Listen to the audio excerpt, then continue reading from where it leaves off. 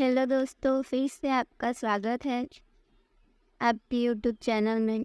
तो दोस्तों, आज की ये कहानी माँ का आखिरी खत है।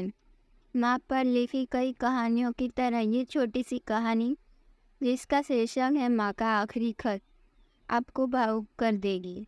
इस कहानी को पढ़ने के बाद आप अगर माँ से नाराज़ भी है तो ज़्यादा देर तक नाराज़ नहीं रह पाएंगे। तो दोस्तों, आज की ये कहानी आप अंत तक ज़रूर सुनें। मेरे चैनल को सब्सक्राइब ना किया हो तो चैनल को सब्सक्राइब जरूर करें। और आज की ये कहानी की शुरुआत करते हैं। रात के 12 बज चुके थे। माँ कभी दरवाजे की तरफ देखती तो कभी एक नज़र घड़ी की तरफ। माँ की आंखों में और चेहरे पर चिंता साफ नज़र आ रही थी। थोड़ी ही देर में दरवाजे की घंटी बजी। माँ ने काफ़ी तेज़ी से दरवाज़ा खोला और सामने बैठे विक्रम और बहू मान्यता को देखकर पूछा, इतनी देर क्यों हो गई? मैं कब से तुम्हारी राह देख रही थी। माँ, मैं अब छोटा नहीं हूँ, तुम मेरी चिंता मत करो। विक्रम घर के अंदर प्रवेश करते हुए बोला, बेटा कितना भी बड़ा हो जाए माँ के लिए छोटा ही रहता है। चलो छोड़ो, हाथ पैर धो लो और मैं तुम्हारे लिए खाना लगा देती हूँ। माँ ने दरवाज़ा बंद करते हुए कहा। माँ जी, हम बाहर से खाना खाकर आए हैं, आप खा लीजिए, हम सोने जा रहे हैं। बहू मान्यता ने कहा। लेकिन मैंने तो तुम लोगों की पसंद की खीर बनाई है, आओ थोड़ी थोड़ी खा लो। माँ, तुझे एक बार में समझ नहीं आता क्या? तेरी बहू ने कहा ना, हम बाहर से खाना खाकर आए हैं, क्यों परेशान करती है? जा तू खीर खा ले और सो जा, और हमें भी शांति से सोने दे। माँ अकेले कैसे खीर खा सकती थी और उसे बिना खाए नींद कैसे आ सकती थी, क्योंकि बेटे के इंतजार में उसने कुछ भी नहीं खाया था। वह किचन में गई, एक गिलास पानी पिया और अपने रूम में चली गई। सुबह 10 बजे विक्रम की आंखें खुली।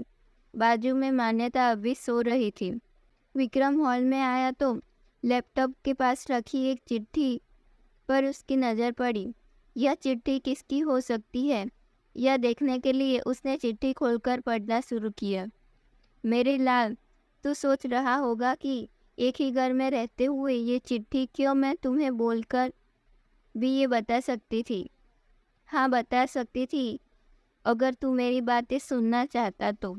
किसी एक्सप्रेस गाड़ी की तरह तू आता है और कुछ ही पलों में निकल जाता है।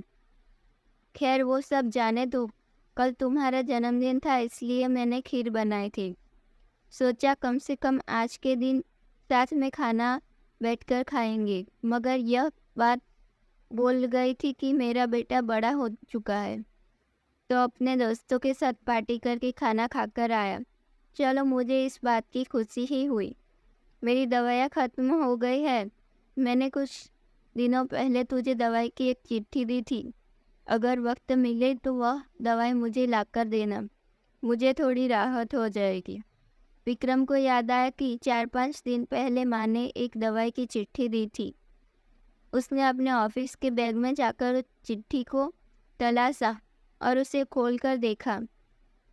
उसमें लिखा था, मुझे ऐसी दवाई लाकर दो जिससे मैं अपने बेटे को बुला सकूं। विक्रम को रियलाइज़ हुआ कि मुझसे बहुत बड़ी गलती हो गई। उसकी आंखें नम हो गई। वह तुरंत अपने माँ के कमरे की तरफ दौड़ा। सबसे पहले उठ जाने वाली माँ आज क्यों नहीं उठी थी, देखकर उसे आश्चर्य हुआ। उसने माँ को उठाने की काफ़ी कोशिश की, लेकिन माँ एक गहरी नींद में सो चुकी थी। विक्रम के पास फूट फूट कर रोने के अलावा और कोई चारा नहीं था। तो दोस्तों, यह कहने की ज़रूरत नहीं कि माँ बाप जीवन में कितने कितने मूल्यवान हैं। उनके रहते हुए ही उनकी सेवा करो, उनसे प्यार करो। वह चले जाएंगे तो कुछ नहीं कर पाओगी। तो दोस्तों, आज की ये कहानी आपको कैसी लगी, कमेंट में ज़रूर बताएं। और मेरी ये वीडियो पसंद आई हो तो लाइक करना ना भूलें।